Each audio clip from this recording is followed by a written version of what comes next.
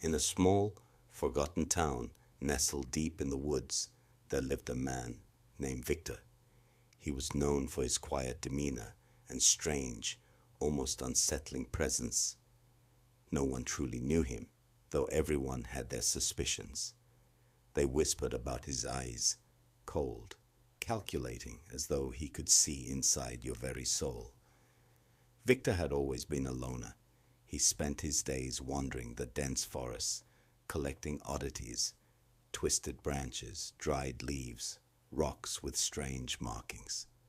At night, he would retreat into his small cottage, where the shadows seemed to move, and the air grew thick with the scent of something dark and ancient. One evening, as a full moon cast an eerie glow over the town, a curious stranger arrived. His name was Ethan, and he had heard rumors about Victor and his twisted mind. Intrigued, Ethan sought him out, believing that there was something deeper to the man than the townsfolk realized. When Ethan arrived at Victor's cottage, the door creaked open as if it had been expecting him. Inside, the air was thick with a cold, metallic scent, and the walls were adorned with peculiar symbols, all painted in what looked like blood. Victor stood by the window, staring into the darkness, his back to Ethan. "You've come," Victor said, his voice like gravel. Ethan hesitated, but stepped closer. "I've heard stories about you, about your mind." Victor turned, a faint smile playing at the corners of his lips. "Ah, my mind. You see, it's not like other minds. It twists, it bends, it creates. It doesn't work within the boundaries of ordinary thought. It's a labyrinth, a maze that traps those who venture too deep." Ethan frowned, sensing something wasn't right. "What do you mean? How can a mind be twisted like that?" Victor's eyes gleamed with an unsettling light. "Have you ever wondered, Ethan, what it would be like to see the world through the eyes of someone who doesn't understand reality? To step into a world where the rules of logic and reason don't exist?" Before Ethan could answer, Victor stepped forward, his fingers brushing the back of Ethan's hand. The touch was icy, sending a chill straight to his core. Suddenly, the room seemed to shift.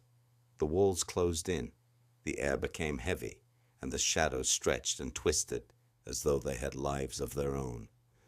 "You see," Victor whispered, his voice now a low, haunting echo, "the mind is a prison, and when you twist it enough, it becomes something else."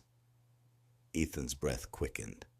The room began to warp around him, the floor buckling like a sinking ship.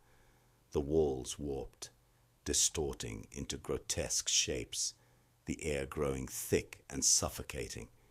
He tried to move, but his legs felt like they were made of stone.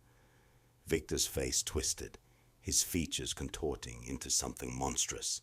His eyes were wide, unblinking, and his smile stretched unnaturally across his face.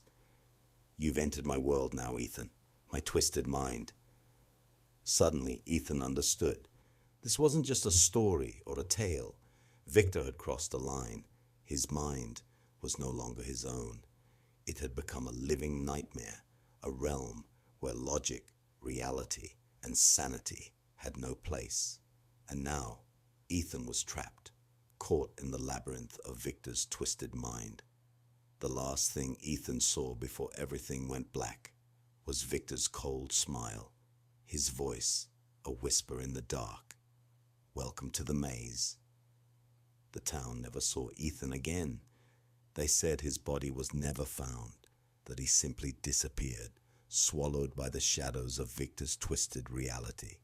But sometimes, when the moon is full and the wind is still, the faint sound of footsteps can be heard, echoing from the woods, forever lost in the maze of a mind that should never have been twisted.